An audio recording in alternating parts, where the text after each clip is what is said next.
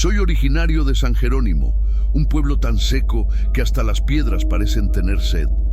Me fui hace años buscando una vida mejor en Ciudad Juárez.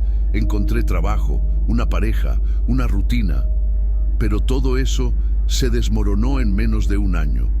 Cuando me vi sin casa, sin empleo y con el corazón en ruinas, regresé a la única cosa que aún llevaba mi nombre, la casa abandonada de mi abuela.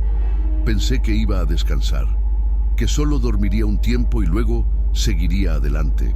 Pero lo que encontré fue algo completamente distinto. Y no me refiero al calor sofocante, ni a los caminos resquebrajados. Me refiero a esa sensación como si la tierra estuviera esperando algo.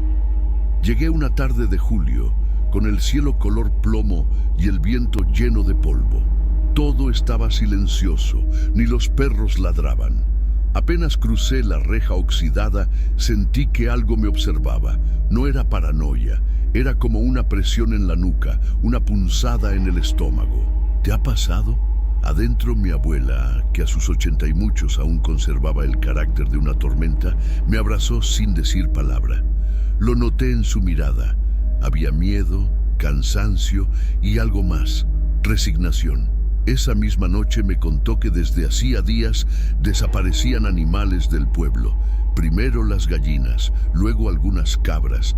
Nadie encontraba rastros, solo cercas abiertas y marcas raras en la tierra. Yo me reí. Pensé que eran cosas de la edad o robos comunes. Pero cuando, al amanecer, vi el corral vacío y las huellas secas que llevaban hacia el monte, comencé a sentir un cosquilleo en la columna. Algo no encajaba. Al día siguiente, fui al mercado a buscar algo de pan y café. San Jerónimo estaba igual que siempre. Calles de tierra, casas de adobe, gente que evita mirarte a los ojos. Pero había algo distinto.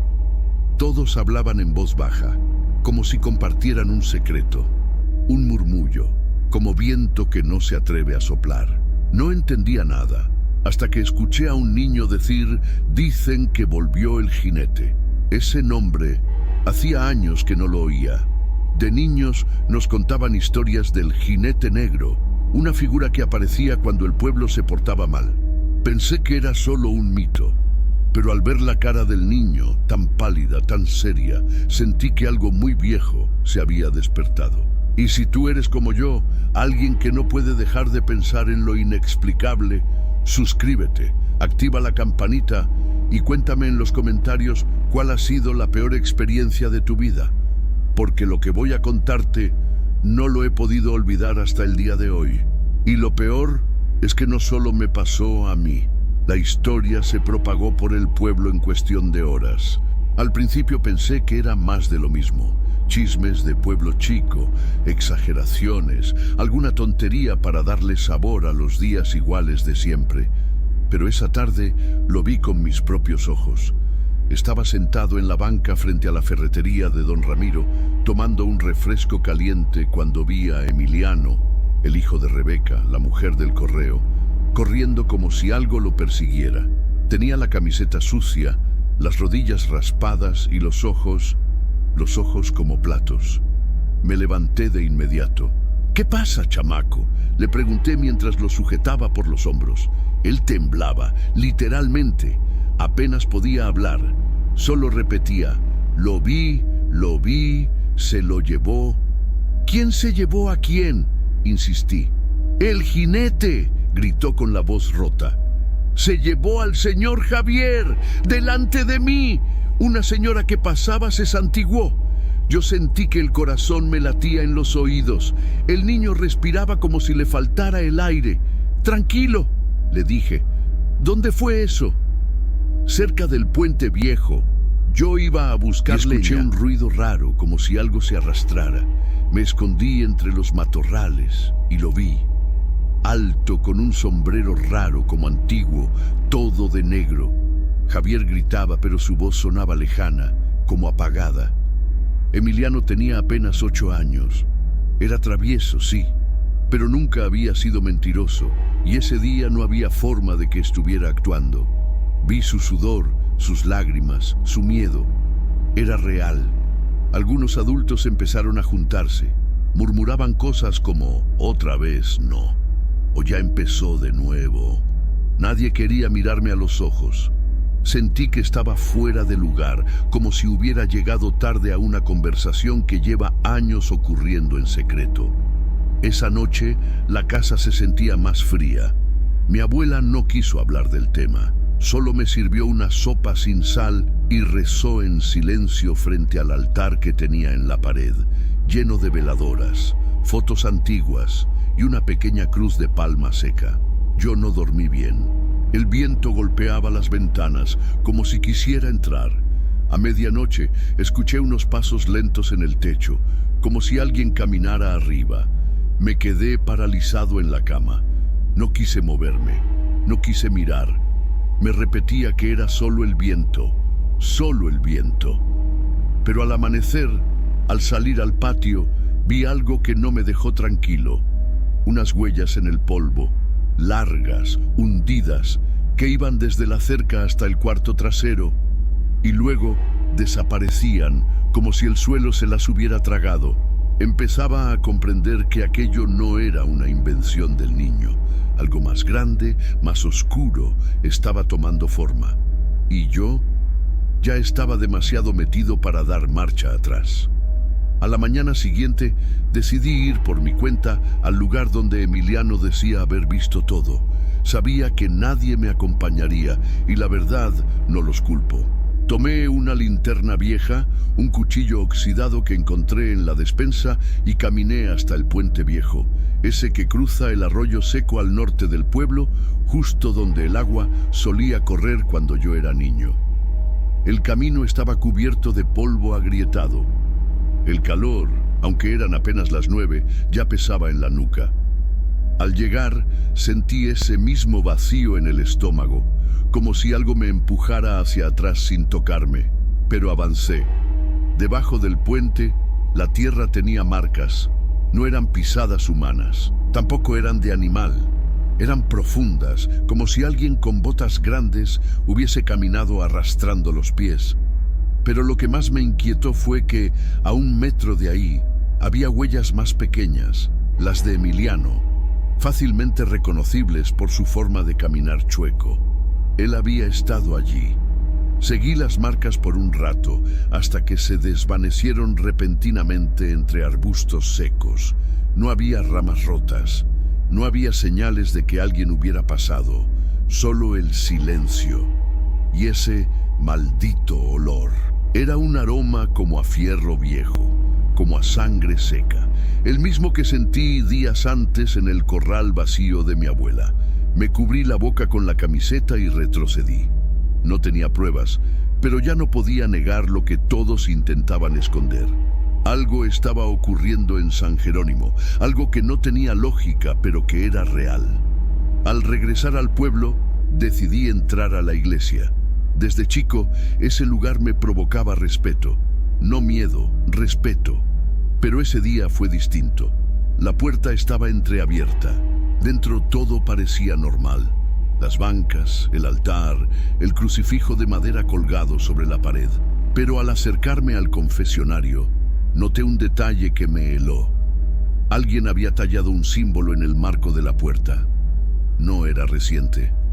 Estaba desgastado, como si llevara años ahí. Un círculo con una cruz invertida en el centro. Nunca lo había visto antes. O quizás sí, pero mi mente lo había bloqueado.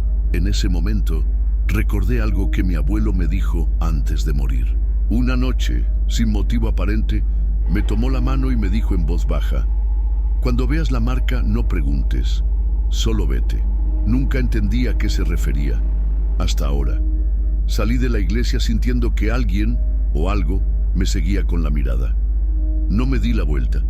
Caminé directo a casa sin saludar a nadie. En mi cabeza solo había una idea. Ese símbolo era una advertencia. Y yo ya había cruzado una línea que no debía. Esa noche no hubo cena. Mi abuela no pronunció palabra. Solo dejó una vela encendida en la mesa, como hacía cuando moría alguien no bautizado. Yo no pregunté por qué. Algo dentro de mí ya sabía la respuesta. A medianoche golpearon la puerta. 3 veces, lentas, secas. Cuando abrí, era Rebeca. Tenía el rostro descompuesto, los ojos hinchados, las manos temblorosas. Entró sin que se lo pidiera. ¿Está Emiliano aquí?, me preguntó con la voz quebrada. No, no lo he visto desde la tarde. No ha vuelto, dijo, y sus ojos se llenaron de agua. Nadie lo ha visto desde que salió corriendo. Ya pregunté a los vecinos, nadie habla, todos bajan la mirada. Le ofrecí sentarse. Le serví un café frío que había sobrado del desayuno. Ella lo sostuvo entre las manos, pero no bebió. Luego, sin mirarme, murmuró algo que aún me cuesta repetir. Esto ya había pasado. La miré confundido. Pensé que se refería a alguna desaparición, algún accidente del pasado. Pero no. Lo que me contó esa noche cambió todo.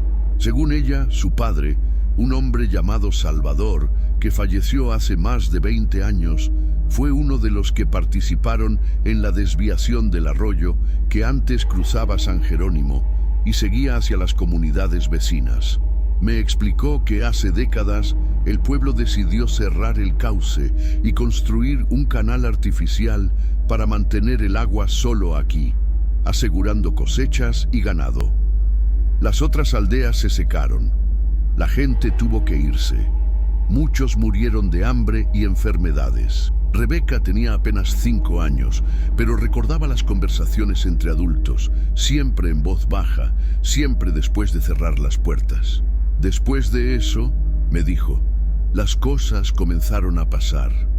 Primero fue un brote de fiebre, luego la muerte de 3 niños sin explicación, y después las desapariciones.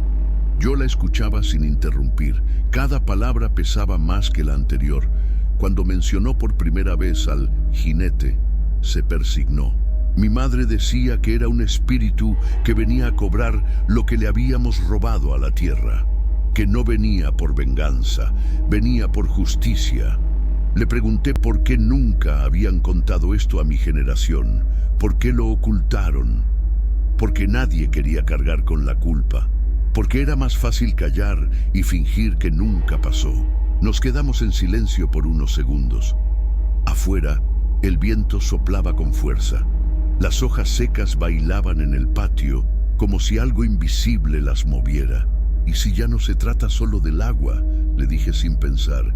¿Y si el jinete ahora viene por quienes heredaron esa deuda? Rebeca bajó la cabeza. Finalmente tomó un sorbo del café. Entonces me miró y dijo, si es así, ya no tenemos tiempo. En ese instante, sentí que algo en el pueblo se había quebrado de forma irreversible, como si la tierra misma hubiese despertado y comenzado a cobrar. A la mañana siguiente no pude dormir. Rebeca había salido antes del amanecer, con los ojos vacíos, como si ya supiera que no volvería a ver a su hijo. Yo me quedé sentado en la cocina, mirando el humo del café que no tomé.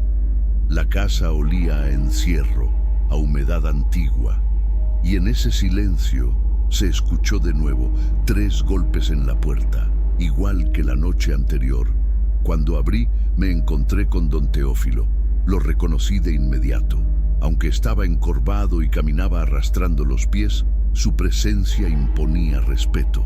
Usaba un sombrero viejo y cargaba un bastón de madera que parecía tallado a mano. ¿Puedo pasar?, preguntó sin saludar. Asentí. Mi abuela lo conocía, pero nunca hablaba de él. Decían que había trabajado en la presidencia municipal hacía muchos años. Otros decían que estuvo preso. Nadie sabía mucho, solo que vivía solo en una casita al borde del cementerio. Se sentó con dificultad, como si el peso de su cuerpo ya no fuera lo único que lo aplastaba. «¿Ya lo viste, verdad?», me preguntó sin rodeos. No contesté, pero debió bastarle el silencio. Hace exactamente 52 años hicimos lo que nunca debimos hacer, continuó. El agua venía de la Sierra de los Gachupines. Era limpia, natural. Cruzaba los pueblos de Santa Marta, El Realito, La Joya, hasta llegar aquí. Y un día, el presidente de entonces, un tal don Crispín, dijo que había que pensar en nosotros primero, que si desviábamos el cauce, viviríamos mejor. Y así lo hicimos. Don Teófilo apretó el puño sobre su bastón. Su voz temblaba, pero no de miedo, sino de culpa. Vinieron años buenos, las milpas florecieron, los animales engordaron, pero en los otros pueblos solo quedó polvo, y con el polvo la rabia, la desesperación. Algunos vinieron a reclamar, otros a llorar. Nadie los escuchó. Lo miré en silencio, no sabía qué decir. A los pocos meses, siguió, empezaron a pasar cosas. Primero, el brote de fiebre que mató a los niños. Luego, un incendio en la capilla que nadie pudo explicar. Y finalmente, las desapariciones. Hizo una pausa. Respiraba con dificultad. La primera vez que lo vimos fue en el Potrero Viejo. Una figura negra, montada en algo que no era un caballo. No tenía rostro, solo una silueta que aparecía cuando la luna se ponía amarilla. Me estremecí. Cada 20 años vuelve. No viene a matar, viene a tomar lo que le pertenece, a cobrar lo que la tierra nunca perdonó. Me levanté, confundido, enojado, asustado. ¿Y por qué viene ahora? Don Teófilo se puso de pie lentamente. Me miró directo a los ojos por primera vez. Porque nosotros robamos, pero ustedes, los hijos de este pueblo, lo supieron y callaron. Y con esa frase salió por la puerta como si el viento mismo lo empujara. Quedé solo, pero ya no era el mismo. Porque por fin entendí. El jinete no era una leyenda, era la factura que nunca dejamos de deber. Esa misma tarde, después de que don Teófilo se fue, recorrí las calles de San Jerónimo con un peso en el pecho. Sentía que todo el pueblo sabía, que todos miraban al suelo no por vergüenza, sino porque ya habían aceptado que nada podía hacerse. Pero yo no podía quedarme quieto.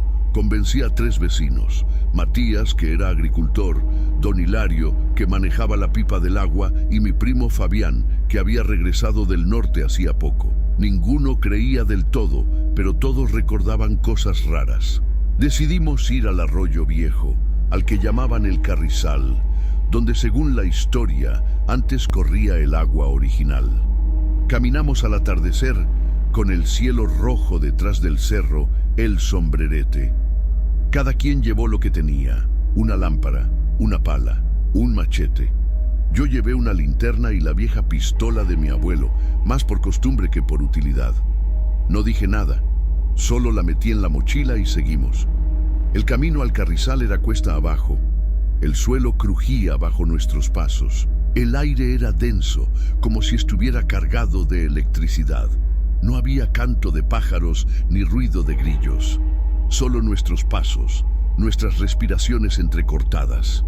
Al llegar, lo primero que vimos fue lo seco, más seco que nunca. Ni siquiera había rastro de humedad. Las piedras parecían haberse partido solas, y ahí, en medio del lecho del arroyo, vimos algo que nos hizo detenernos. Marcas. No eran frescas, pero tampoco antiguas. Eran profundas, como si algo muy pesado hubiera sido arrastrado por ahí. Eran líneas anchas, curvas, que formaban un patrón extraño. ¿Esto lo hizo un animal?, preguntó Fabián. Nadie respondió. Caminamos con cuidado, como si estuviéramos pisando terreno sagrado. Entonces Matías se detuvo. «Miren eso», dijo, señalando una roca plana al lado de un mezquite. Nos acercamos. Sobre la roca, grabado con profundidad, estaba el mismo símbolo que vi en la iglesia, un círculo con una cruz al revés. Pero aquí, además, había otra marca, algo que parecía una herradura invertida, como quemada con fuego. Don Hilario murmuró una oración. Nadie se rió. De pronto, escuchamos pasos detrás de nosotros. Nos giramos de golpe, listos para lo que fuera. Era don Teófilo. Venía solo, caminando despacio, como si el camino lo conociera de memoria. Aquí fue donde comenzó todo. dijo, mirando el suelo. Nos contó que justo en ese punto se cavó el desvío, que aquí se selló el canal original y se empujó el agua hacia el nuevo cauce artificial. Lo que nunca dijo nadie es que, al sellar el flujo natural, no solo bloquearon el agua, bloquearon algo más. Desde entonces, dijo con voz baja, cada generación ha tenido que pagar algo. Lo que hicimos no se borra. Nos quedamos en silencio. El viento comenzó a soplar, levantando polvo como si la tierra respirara. Y esa noche entendí que lo que estaba por venir no era una historia más. Era la consecuencia de haber vivido por décadas con una verdad enterrada. Regresamos al pueblo ya entrada la noche. Nadie habló en todo el camino. El silencio no era por cansancio, sino por algo más denso. Como si al pisar el carrizal hubiéramos arrastrado algo con nosotros. Algo que no se ve, pero que se siente. Algo que pesa. Al llegar, la noticia ya se había corrido. No sé cómo. En pueblos como San Jerónimo, basta que una piedra se mueva para que al otro lado ya sepan quién la tiró. Para cuando llegamos a la plaza, varias personas nos esperaban, rostros conocidos, gente que nos había saludado toda la vida, pero que esa noche no decía nada, solo observaban. Fue entonces cuando apareció. No lo escuchamos llegar, no lo vimos acercarse, solo, de pronto, estaba ahí, de pie, frente a la capilla, entre la bruma que empezaba a bajar de los cerros. Era alto, muy alto. Usaba un abrigo oscuro, largo hasta el suelo. El sombrero no dejaba ver su rostro. No habló. Solo levantó una mano y señaló hacia el norte, hacia donde nacía el Canal Viejo, donde, según Teófilo, habíamos cerrado el paso de lo que no debía cerrarse. Nadie se movió. Nadie preguntó nada, porque en ese instante todos entendimos. Aquello no era un fantasma, no era una alucinación colectiva, era una advertencia. Don Teófilo se adelantó unos pasos, se quitó el sombrero, lo puso sobre el pecho y dijo con la voz más firme que le había oído: sabemos lo que hicimos y sabemos lo que toca. Lo que siguió no fue planeado.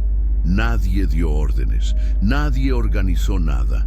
Pero uno a uno, los vecinos comenzaron a irse a sus casas. Algunos salieron con palas, otros con cubetas, linternas, sogas. No había histeria, no había gritos, solo un movimiento sereno, firme, como si cada quien supiera exactamente lo que tenía que hacer. Yo me quedé mirando a ese hombre de negro, o lo que fuera. Sentía que me miraba, aunque no podía ver sus ojos, y de pronto tuve la certeza. Él no venía por venganza, venía por cumplimiento, como quien viene a cerrar una deuda antigua, y esa noche nosotros íbamos a pagar. Don Teófilo se acercó a mí, me puso una mano en el hombro. Ya no se trata de perdón, se trata de equilibrio. Asentí. Me costaba tragar saliva, pero algo dentro de mí, algo que quizás venía de generaciones atrás, me decía que por fin estábamos haciendo lo correcto. La figura del jinete dio media vuelta y se desvaneció en la neblina sin dejar huella. No se escuchó ni un paso, nada, solo el viento entre los árboles y la certeza de que algo había sido visto y aceptado. Y así, sin una sola palabra más, el pueblo entero comenzó a caminar hacia donde todo empezó. Esa madrugada, San Jerónimo no durmió. Desde a las 3 se escuchaban pasos, palas arrastradas, voces bajas organizando grupos. No hubo gritos, ni órdenes, ni discursos, solo acción. Como si una fuerza más antigua que todos nosotros guiara cada movimiento. Subimos hasta el nacimiento del Canal Viejo por la vereda que bordea la antigua milpa de los Ortega. A esa hora, el cielo todavía era negro, pero la bruma ya empezaba a ceder. La luna seguía arriba, pálida, como si también observara. Yo caminaba junto a Fabián, con la linterna en una mano y una pala heredada de mi padre en la otra. Detrás de nosotros venían mujeres con cubetas, niños cargando sogas, ancianos envueltos en cobijas, pero decididos a ayudar. No faltó nadie. Hasta quienes nunca creyeron aparecieron. Nadie preguntó por qué. Todos sabían que si no lo hacíamos esa noche, no habría otra oportunidad. Al llegar, el terreno estaba más blando que antes, como si la tierra misma esperara ser abierta. Don Hilario fue el primero en clavar la pala. Luego lo seguimos los demás. Empezamos a cavar en silencio, siguiendo el viejo cauce natural que muchos apenas recordaban. Pasaron minutos, quizás horas. El tiempo dejó de importar. Solo sabíamos que no debíamos detenernos. El sudor nos empapaba la ropa, las manos se llenaban de ampollas. El aire se volvía más denso a cada palada, pero nadie se quejaba, nadie pedía descanso.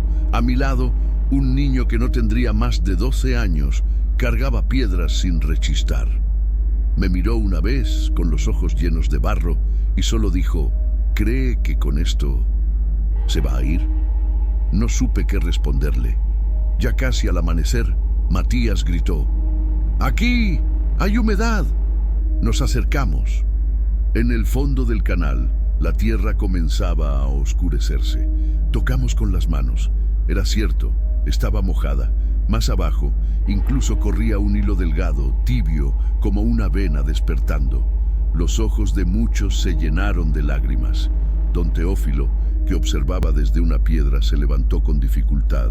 Caminó hacia nosotros, se arrodilló y metió las manos en el barro.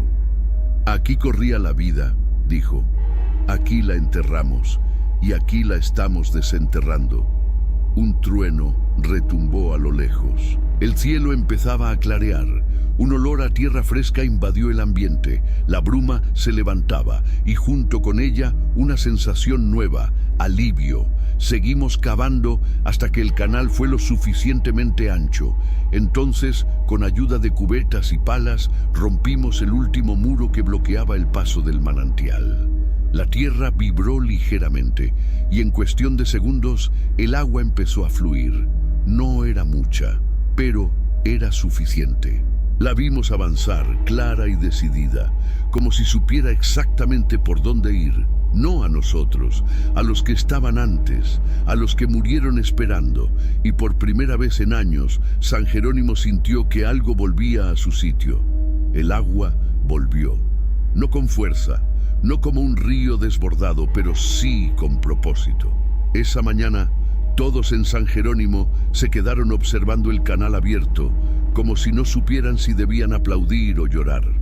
Algunos cayeron de rodillas. Otros simplemente se sentaron en el suelo, exhaustos, mirando cómo la corriente buscaba su camino, como si hubiera estado esperando años bajo tierra para respirar. Caminé de regreso solo.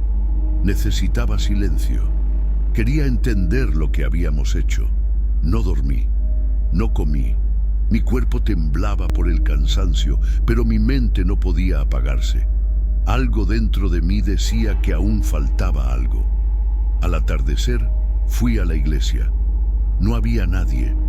La puerta crujió al abrirse, igual que siempre, pero el aire era distinto, más denso. Olía a cera derretida y tierra mojada. Caminé hasta el altar, donde aún colgaba el crucifijo de madera antigua, ese que tantos años había visto sin prestar atención. Fue entonces que lo noté. En la pared, justo detrás del altar, había aparecido una marca. No estaba pintada, ni tallada. Era como una quemadura, un óvalo imperfecto, dentro del cual se notaba la silueta de una herradura invertida. Era el mismo símbolo que habíamos visto en la roca del arroyo, pero ahora ardía silenciosamente en la piedra de la iglesia. No había humo, no había olor a quemado. Solo esa imagen, tan clara como si alguien la hubiese marcado con fuego minutos antes. Me quedé inmóvil. No sentí miedo. Era otra cosa, como si esa señal fuera un mensaje final, como si alguien nos dijera: lo han hecho, pero no lo olviden. Me senté en la banca más cercana. Las manos me temblaban. Escuchaba los ecos de mi respiración rebotando en las paredes, y por un momento me pareció ver una sombra pasar por el fondo, alta, silenciosa. No giré la cabeza, no hacía falta. Sabía que si estaba ahí, no venía por mí, venía a asegurarse de que entendiéramos. Esa noche, el pueblo cenó junto. Nadie habló del jinete, nadie mencionó símbolos, ni marcas, ni deudas. Solo se compartió comida, se contaron anécdotas y por primera vez en muchos años se encendieron velas en la plaza sin que nadie se sintiera observado. Desde entonces, cada año, antes del inicio de la temporada seca, los vecinos de San Jerónimo limpian el canal. Algunos lo hacen por tradición, otros por respeto y unos pocos, como yo, por memoria. La marca en la iglesia sigue ahí. Ya no arde, ya no brilla, pero no se ha borrado. Y aunque nadie lo diga en voz alta, todos lo saben. No es una amenaza, es un recordatorio. Porque en este pueblo aprendimos algo que muchos han olvidado. Lo que le quitamos a la tierra, tarde o temprano, la tierra viene a buscarlo. Han pasado varios años desde aquella madrugada en que el agua volvió a correr. Ya no quedan muchos de los que estuvieron esa noche. Algunos murieron de viejos, otros se fueron con sus hijos a otras ciudades. La vida, como el agua, sigue su curso. Pero yo sigo aquí. Vivo solo en la misma casa de mi abuela, aunque ella partió hace 3 inviernos. La mantengo limpia, cuido su altar y cada cierto tiempo bajo al canal a ver que nada lo bloquee. Nadie me lo pidió, pero algo dentro de mí dice que no debo dejar de hacerlo. A veces me preguntan por qué nunca me fui de San Jerónimo, por qué no busqué trabajo en Monterrey o en Guadalajara. Les sonrío, pero no les contesto. ¿Cómo explicar que hay cosas que uno no puede abandonar? ¿Cómo decir que hay historias que te agarran por dentro y no te sueltan nunca? Sigo soñando con aquella figura encapuchada, no todas las noches. Solo cuando el cielo se cubre completamente de nubes y la humedad sube desde la tierra como si respirara. En esos sueños no hay palabras, no hay rostros, no hay voces, solo pasos en el polvo, símbolos en las paredes y un río silencioso que se arrastra bajo mis pies. Una vez vi a Emiliano. Fue hace poco, cuando pasó de visita con su familia. Ahora es padre, alto, serio, distinto. Me abrazó fuerte, como si no quisiera soltarme. No hablamos mucho, pero noté que evitaba mirar hacia la iglesia, como si aún recordara lo que vio siendo niño, como si supiera que hay cosas que nunca se borran del todo. El símbolo en la capilla sigue ahí. Dicen que han intentado cubrirlo con yeso, que un artista del DF ofreció restaurar la pared, pero la marca siempre regresa, como si fuera parte de la estructura misma del lugar. Nadie discute eso, nadie lo toca más.